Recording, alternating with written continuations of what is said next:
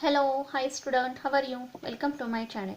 Last lecture ला आपण financial analysis of financial statement या टॉपिकला स्टार्ट केलेला होता. त्याच्यामध्ये आपण मेनिंग इंट्रोडक्शनचा जो काही पार्ट आहे तो कंप्लीट केलेला आहे. त्याचबरोबर व्हर्टिकल बॅलन्स शीट असेल किंवा व्हर्टिकल इन्कम स्टेटमेंट असेल यावर देखील चर्चा केलेली आहे. त्या पद्धतीचा फॉर्मॅट कशा पद्धतीने आहे यावर देखील डिस्कस केलेलं आहे. आजच्या व्हिडिओमध्ये आपण tools for financial statement of analysis कोणकोणते आहेत, फायनान्शियल स्टेटमेंट ऑफ अनालिसिसचे जे काही साधनं आहेत, जे काही टेक्निक्स आहेत यावर आपण डिस्कस करणार आहोत.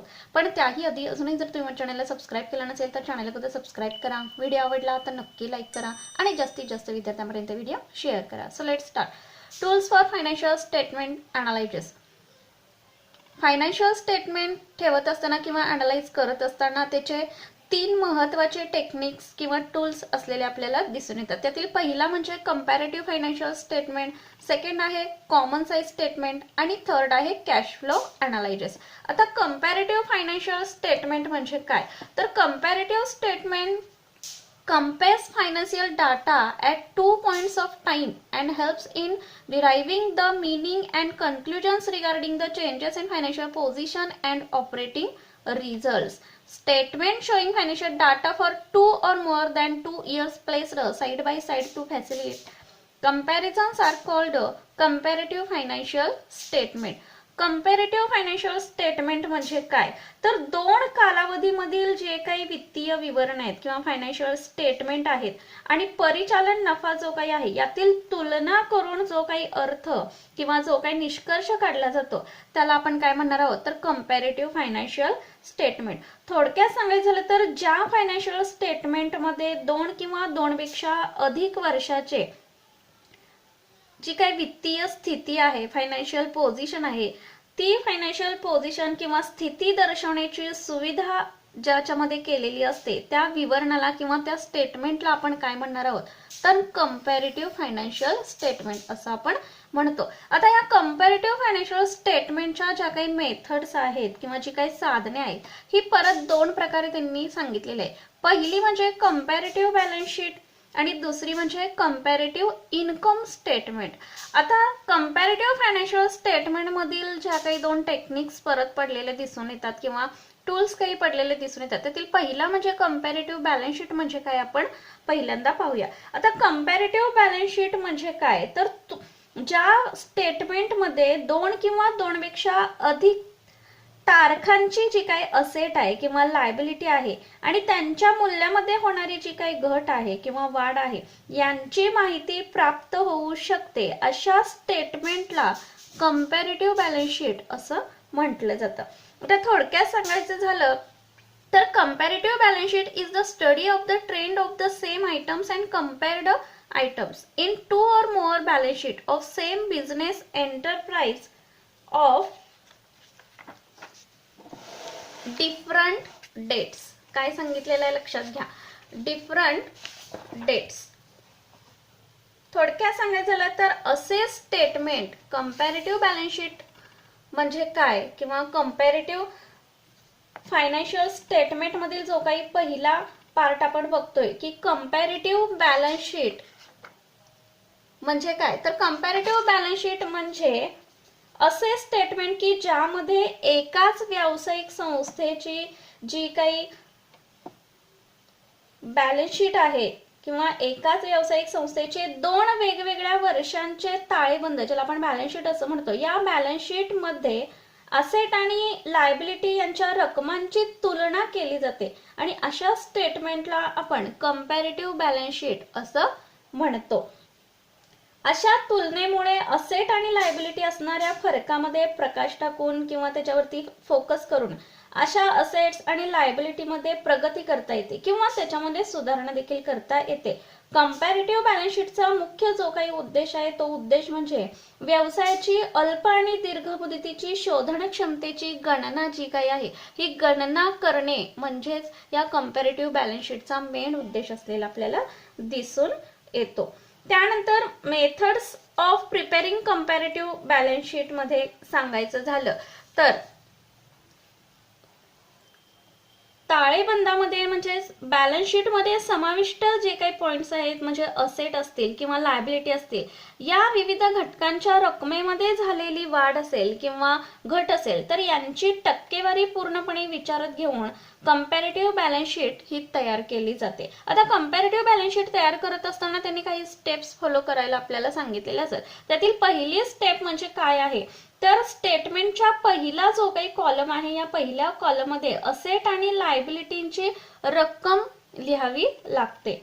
दुसरी स्टेप जी काय आहे ती म्हणजे बॅलन्स शीटच्या दुसऱ्या कॉलम मध्ये मागील वर्षाची म्हणजे प्रिव्हियस इयरची जी काही अमाऊंट आहे ती आपल्याला लिहून घ्यायची आहे. आणि स्टेप थर्ड कोणती आहे तर record the amount of current years balance sheet in third column. तिसरा जो काही कॉलम असणार आहे त्याच्यामधला या तिसऱ्या कॉलम मध्ये स्टेटमेंटच्या करंट इयर वर्षाची जी काही अमाऊंट आहे ही आपल्याला लिहून घ्यायची आहे. आणि नेक्स्ट स्टेप म्हणजे 4 जो काही कॉलम आहे या 4 नंबरच्या कॉलम मध्ये करंट इयर आणि प्रिव्हियस इयरच्या रकमामधील किंवा जो काही डिफरन्स आहे हा डिफरन्स आपल्याला लिहून घ्यायचा म्हणजे दोन्ही रकान्यातील दोन्ही कॉलम मधील जो काही डिफरन्स आहे तो आपल्याला लिहून घ्यायचा या 4 कॉलम मध्ये. आणि त्यानंतर फॉर्म्युला त्याचा बघा या ठिकाणी 4 जी काही स्टेप आहे त्याच्यामध्ये फॉर्म्युला आपण कशा पद्धतीने यूज करायचा करंट इयर मायनस प्रिव्हियर याच्यामधील जो काही डिफरन्स आहे तो या 4 नंबरच्या कॉलम मध्ये आपण लिहून घेणार आहे. त्यानंतर लास्ट स्टेप म्हणजे 5 नंबरची जी काही स्टेप आहे त्याच्यामध्ये त्या कॉलम मध्ये फरकांची टक्केवारी आपल्याला लिहून घ्यायची आहे. म्हणजेच मागील वर्षाच्या आकडेवारीतील बदलांची टक्केवारी ही पूर्णपणे त्या कॉलम मध्ये व्यक्त करावी लागते. आणि त्याचं सूत्र काय दिलेलं आहे तर absolute change divided by previous year multiply 100. म्हणजे comparative balance sheet I hope की म्हणजे काय हे तुमच्या लक्षात आलं असेल. आणि त्यासाठी कंपॅरेटिव्ह बॅलन्स शीट तयार करत असताना ज्या काही स्टेप आपल्याला फॉलो करायचे आहेत पुढे आपण ज्या पद्धतीनं प्रॅक्टिकल प्रॉब्लेम आपण सॉल्व्ह करणार आहे बेटर की त्या ठिकाणी तुमच्या ते जास्त लक्षात येऊ शकतं. कंपॅरेटिव्ह बॅलन्स शीट मधला दुसरा जो काही टेक्निक्स आहे तो म्हणजे कंपॅरेटिव्ह इन्कम स्टेटमेंट. आता कंपॅरेटिव्ह इन्कम स्टेटमेंट म्हणजे काय तर उत्पन्न विवरण आणि परिचालन मधील जो काही नफा शुद्ध नफा आहे किंवा प्रॉफिट आणि लॉस आहे हा काय असतो याच्यामध्ये दर्शविला जातो. आणि तुलनात्मक उत्पन्न विवरणात 2 किंवा 2 पेक्षा जास्त कालावधीची जी काही आकडेवारी आहे ही आकडेवारी पूर्णपणे याच्यामध्ये दर्शविली जाते. 1 किंवा 2 कालावधीत पूर्णपणे बदल या ठिकाणी फ्लॅश केला जातो किंवा दिसून येतो. एक ठराविक कालावधीची 2 किंवा त्यापेक्षा अधिकची आकडेवारी जी काही आहे ही आकडेवारी आजूबाजूला याच्यामध्ये दर्शवली जाते. आता वाचक विक्रीचा विचार करायचा झालं तर विक्रीत झालेली वाढ किंवा घट ताबडतोब पडताळणी याच्यामध्ये केली जाते. जसे की विक्री मूल्यामध्ये झालेली वाढ किंवा घट या पद्धतीने.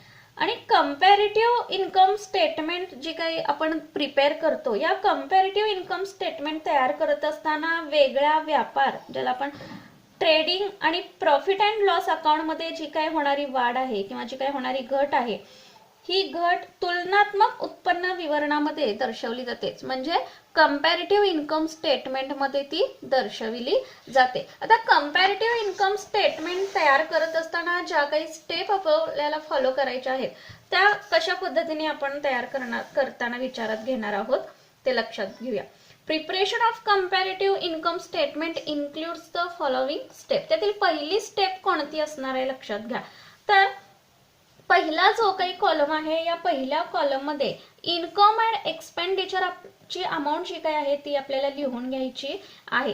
त्यानंतर सेकंड स्टेप म्हणजे सेकंड जो काही कॉलम आहे त्याच्यामध्ये मागील वर्षाची म्हणजे प्रिव्हियस इयरची जी काही income statement is second column. म्हणजे income comparative income statement prepare करत असताना दुसऱ्या कॉलम मध्ये मागील वर्षाची जी काही आकडेवारी आहे ही दुसऱ्या कॉलम मध्ये आपल्याला लिहून घ्यायची आहे. थर्ड स्टेप म्हणजे तिसरा नंबरचा जो काही कॉलम आहे या कॉलम मध्ये चालू वर्षाची म्हणजे करंट इयरची जी काही आकडेवारी आहे ती आपल्याला लिहून घ्यायची आहे. त्यानंतर स्टेप नंबर 4 याच्यामध्ये आपल्याला काय लिहून घ्यायचं आहे जसे की चालू वर्षाची आकडेवारी म्हणजे त्याच्यामध्ये करंट इयरची जी काही अमाऊंट आहे आणि मागील वर्षाची जी काही अमाऊंट आहे किंवा आकडेवारी याच्यामधील जो काही डिफरन्स आहे तो आपल्याला लिहून घ्यायचा आहे. म्हणजे या दोन्ही रकान्यामधील जो काही डिफरन्स आहे तो आपल्या 4 नंबरच्या कॉलम मध्ये येणार आहे. म्हणजे current year minus previous year is equals to जो काही डिफरन्स येणार आहे तो या कॉलम मध्ये आपला येणार आहे. आणि लास्ट स्टेप जी काही आहे 5 नंबरच्या कॉलम मध्ये, ही मागील वर्षाची म्हणजे प्रिव्हियस इयरची जी काही आकडेवारीतील टक्केवारीतील जो काही फरक आहे, हा फरक बदललेली जी काही टक्केवारी आहे ही या कॉलम मध्ये आपल्याला लिहून घ्यायची आहे. आणि ती काढण्यासाठी जे काही सूत्र आहे ते या पद्धतीने आपल्याला फॉलो करायचं आहे. Amount of absolute change divided by amount of previous year multiply 100. या कॉलम मध्ये जी काय बदललेली आकडेवारीतील टक्केवारी आहे, ही टक्केवारी लिहित असताना हे सूत्र आपल्याला विचारात घ्यायचं आहे. त्यानंतर कंपॅरेटिव्ह बॅलन्स शीट मधील दोन्ही टेक्निक्स आपल्या बघून झाल्यानंतर, म्हणजेच कंपॅरेटिव्ह बॅलन्स शीट आणि कंपॅरेटिव्ह इन्कम स्टेटमेंट, हे दोन्ही टेक्निक्स नंतर दुसरा जो काही मेन प्रकार आहे फायनान्शियल स्टेटमेंट्स टूल्स मधला, तो म्हणजे कॉमन साइज स्टेटमेंट.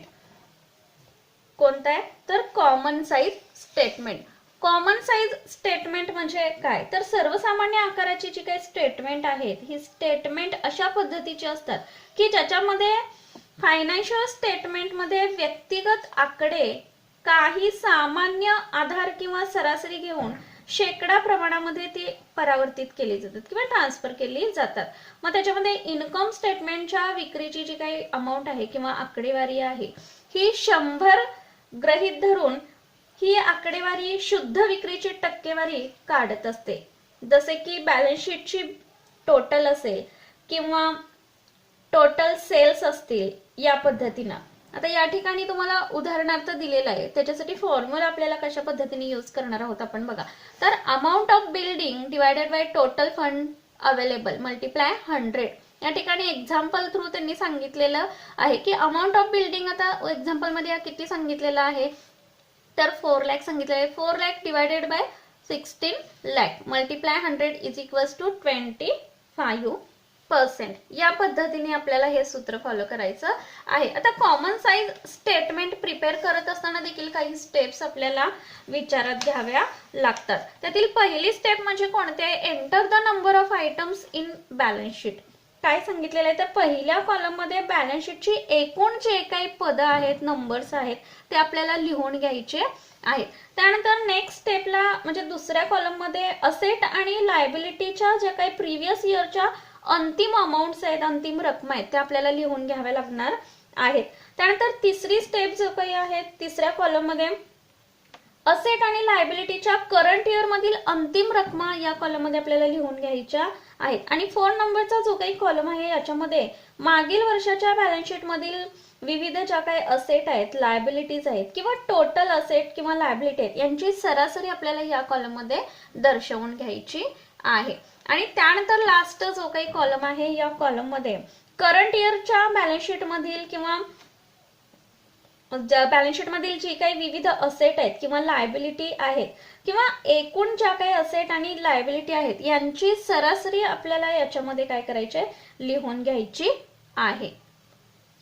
अशा पद्धतीनं कॉमन साइज स्टेटमेंट प्रिपेअर करत असताना आपल्याला स्टेप्स या पद्धतीने फॉलो करायच्या आहेत. म्हणजे या पद्धतीने आपल्याला कॉमन साइज स्टेटमेंट्स प्रिपेअर करून घ्यावं लागणार आहे. आणि त्यानंतर आपल्याला advantages of benefits of common size statement, की कॉमन साइज स्टेटमेंट तयार करत असताना किंवा तयार केल्यानंतर त्याचे काही इम्पॉर्टन्स किंवा त्याचे काही ऍडव्हान्टेजेस आहेत ते आपल्याला विचारात घ्यावे लागतील. Common size business statement denotes the trend in different items of balance sheet and income. So it is very useful for comparing the profitability and financial position of two or more business firms. म्हणजे काय तर सर्वसामान्य रकमेची किंवा आकाराची जी काही विवरणे आहेत म्हणजे फायनान्शियल स्टेटमेंट आहेत, याच्यामध्ये बॅलन्स शीट आणि इन्कमच्या विविध घटकांमधील ज्या काही प्रवृत्ती आहेत किंवा कल आहेत, हे दर्शवण्याचं काम ही स्टेटमेंट्स करत असतात. आणि याच्यामध्ये लाभ क्षमतेची तुलना करण्यासाठी हे स्टेटमेंट फार उपयोगी पडते. तसेच दोन व्यवसाय संस्थांमधील जी काही वित्तीय कंडिशन आहे, वित्तीय म्हणजे फायनान्शियल जी काही पोझिशन आहे, ही समजण्यासाठी हे स्टेटमेंट अतिशय उपयुक्त आहे.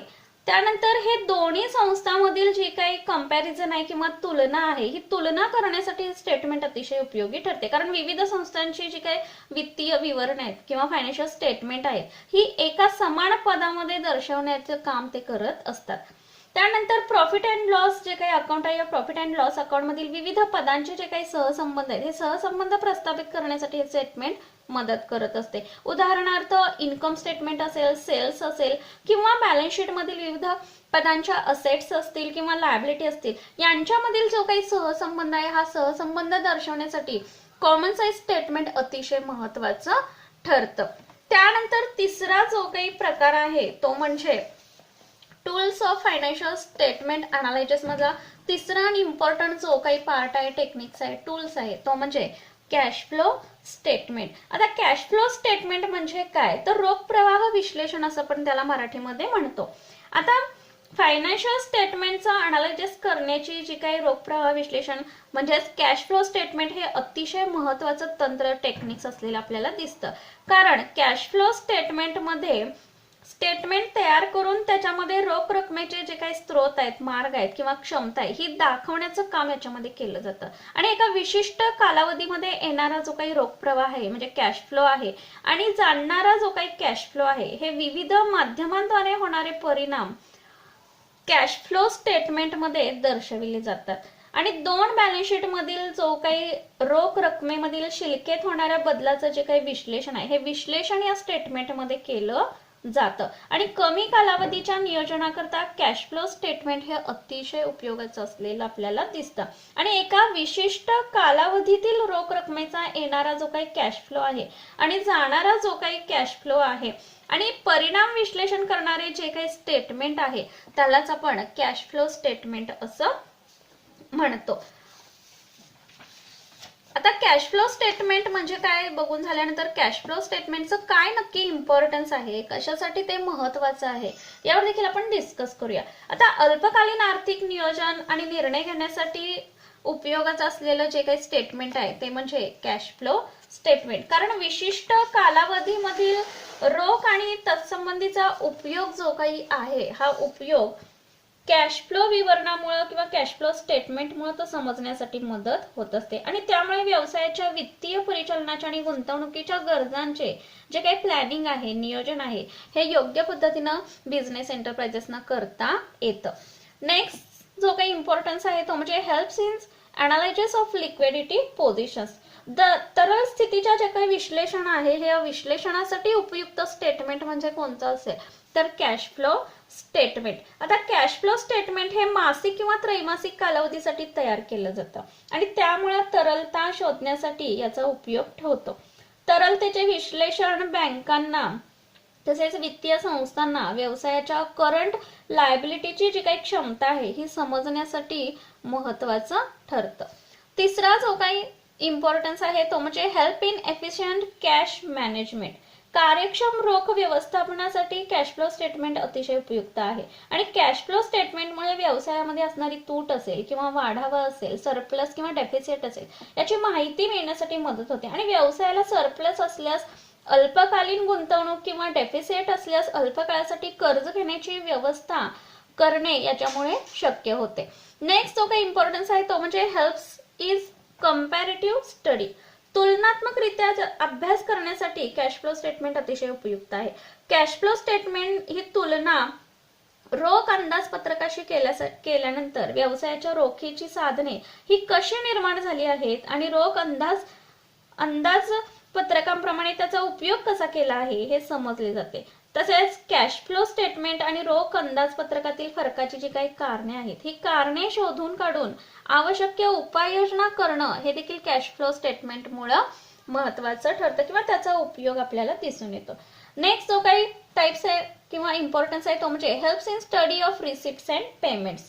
शोधन आणि प्राप्ती यांचा अभ्यास करण्यासाठी कॅश फ्लो स्टेटमेंट अतिशय महत्वाचं आहे. कॅश फ्लो स्टेटमेंटमुळे ऋणको असेल, स्टॉक असेल किंवा करंट असेट असते, यांच्या माध्यमातून किती जलद गतीने रोख रक्कम निर्माण केली जाऊ शकते, तसेच करंट लायबिलिटी किती जलद गतीने पेमेंट केल्या जाऊ शकतात किंवा शोधन केले जाते, हे कॅश फ्लो स्टेटमेंटमुळे लवकर समजण्यासाठी मदत होते आणि यावरून व्यवस्थापनाला भविष्यातील जे काही रोखीचे खरे चित्र आहे हे खरे चित्र स्पष्ट होण्यासाठी मदत होते. Next, helpful in dividend declaration. लाभांश जाहीर करते वेळी कॅश फ्लो स्टेटमेंट महत्वाचं आहे, कारण लाभांश जाहीर करण्यापूर्वी व्यवस्थापन कॅश फ्लो स्टेटमेंटच्या आधारावरच व्यवसायाच्या परिचालन कृतीतून रोखीची जी काही निर्मिती आहे ही निर्मिती त्यांच्या लक्षात येऊ शकते आणि त्यानुसार लाभांशाचे शोधन करणे शक्य होते. आणि लास्टचा जो काही इम्पॉर्टन्स आहे तो म्हणजे टूल्स ऑफ प्लॅनिंग. नियोजनाचं योग्य पद्धतीचं जे काही साधन आहे ते म्हणजे कॅश फ्लो स्टेटमेंट. व्यवस्थापनाला व्यवसायाच्या भविष्यकालीन गुंतवणूक आणि वित्तीय नियोजन करणे हे कॅश फ्लो स्टेटमेंटमुळे शक्य होते. आता uses of cash flow statement. Cash flow स्टेटमेंटचा उपयोग कशासाठी केला जातो किंवा केव्हा केला जातो, तर व्यवसायाची जी काही तरल स्थिती आहे, लिक्विडिटी पोझिशन आहे, ही कशा पद्धतीने आहे याच्यासाठी हे उपयुक्त ऐतिहासिक साधन असलेलं आपल्याला दिसून येतं. नेक्स्ट म्हणजे शुद्ध नफा वाढण्याचं जे काही कारण आहे त्याच्यासाठी व्यवसायाला शुद्ध तोटा असताना रोख शिल्लक का वाढावी किंवा का वाढलेली आहे. त्यानंतर चालू कृतीतून निधी उभारण्यासाठी वर्किंग कॅपिटल म्हणजे खेळत्या भांडवलाची गरज का आहे हे या कॅश फ्लो स्टेटमेंट वरून उपयोगाचं होत असतं. संस्थेला असलेला निधीची गरज बहिर्गत असेल किंवा बाह्य वित्तीय स्रोतामधून असेल, ही कशा पद्धतीनं पूर्ण करता येते किंवा कशा पद्धतीनं पूर्ण केली जाते यावर देखील कॅश फ्लो स्टेटमेंट उपयोगाचं आहे. आणि संस्थेची करंट असेट ऐवजी इतर संपत्ती किंवा इतर जी काही असेट आहे ही का विकली गेली आहे किंवा का विकावी लागते याचं देखील चित्रण या कॅश फ्लो स्टेटमेंटमुळे आपल्याला समजण्यासाठी मदत होते. कॅश फ्लो स्टेटमेंट तयार करत असताना किंवा प्रेझेंटेशन करत असताना ते कशा पद्धतीनं करायचं आहे, फॉर्मॅट कशा पद्धतीनं आहे यावर देखील आपण डिस्कस करूया. आता according to AS3, cash flow statement should be presented in a manner that it reports inflow and outflows of cash by classifying business transaction of a specific period into 3 categories. That's it. For example, operating, investing, financing, etc.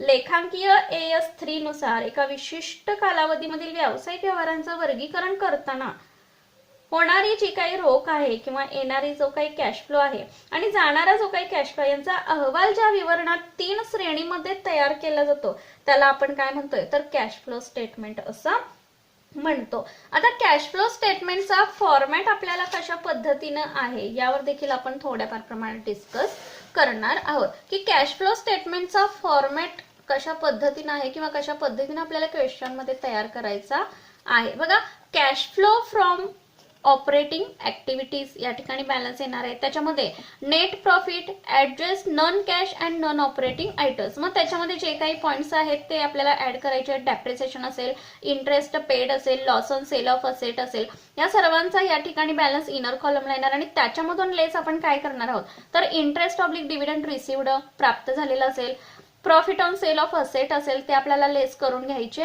आहेत. आणि adjust working capital changes आलेल्या बॅलन्सला आपण काय करणार आहोत हे नाव देणार आहोत. म्हणजे त्याच्यामध्ये ऍड आपल्याला काय करायचे तर increase in current liability, decrease in current asset add करायचे आहेत. लेस आपल्याला कोणकोणते पॉइंट करावे लागणार आहे तर increase in current asset, decrease in current liability. आणि जो काही बॅलन्स येणार आहे आउटरला त्याला आपण नाव काय देणार आहोत तर कॅश जनरेटेड फ्रॉम ऑपरेशन्स.